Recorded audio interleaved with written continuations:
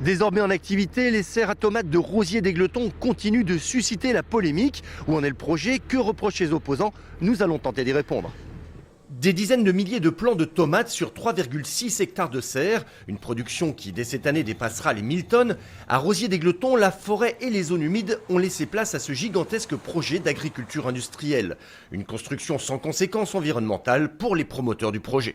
Cette zone humide sur laquelle on a construit nos serres était déjà en train de mourir. C'est-à-dire que si le projet ne se faisait pas, en 10 à 20 ans, la zone humide était morte, périclitée, de par la pousse des espèces indigènes.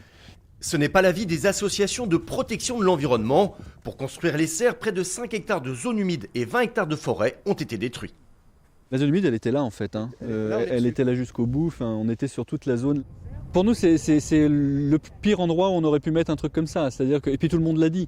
À l'époque, nous on l'a dit à l'occasion d'enquêtes publiques, mais l'Agence française pour la biodiversité l'a dit aussi en émettant des avis défavorables. Le Conseil national pour la protection de la nature a aussi émis des avis défavorables parce qu'on a une destruction d'une zone humide qui est particulièrement importante, qui est une tourbière. Ce type de projets-là ne sont pas des projets écologiques, c'est des projets qui détruisent la nature, qui détruisent l'environnement et qui sont à contre-courant de toutes les politiques de protection de l'environnement et des zones humides en particulier. Désormais, un bassin de 90 000 m3 récupère toute l'eau de pluie pour alimenter la serre, de l'eau qui n'ira plus dans la zone humide restante condamnée à disparaître. La loi oblige les promoteurs à compenser cette destruction en investissant dans une autre zone sensible, une compensation non réalisée à ce jour, d'où la colère des associations qui dénoncent une administration très complaisante à l'égard des promoteurs.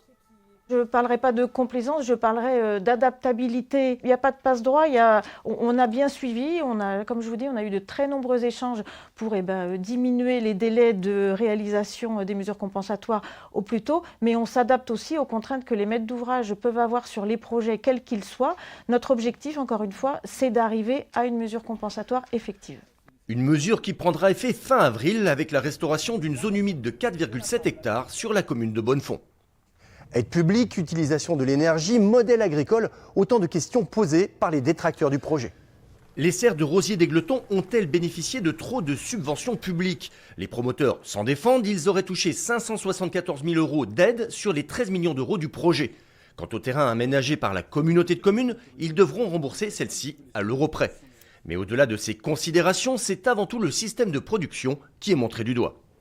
Les associations disent on nous vend ça comme hyper écolo alors que ça n'est pas du tout. Qu'est-ce que vous répondez à ça?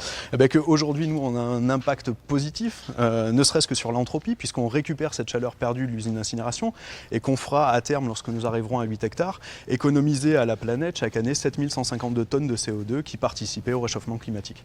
On n'est pas du tout dans l'agriculture, on est sur des projets industriels et qui est en plus placé en face d'une usine d'incinération dans un département qui se dit pays vert, qui veut mettre en avant des appellations d'origine protégée sur ses veaux de lait, sur ceci, sur cela, et à côté de ça, on nous construit quelque chose de ce type-là. Aujourd'hui, la population, de quoi elle a envie? Elle a plutôt envie d'un produit de qualité, un produit de terroir. Là, on est typiquement dans l'industriel. 40 000 pieds ont été mis en place à Noël. La première récolte aura lieu début avril. C'est la fin de votre édition France 3 Pays de Corrèze. Maintenant, place à votre journal régional.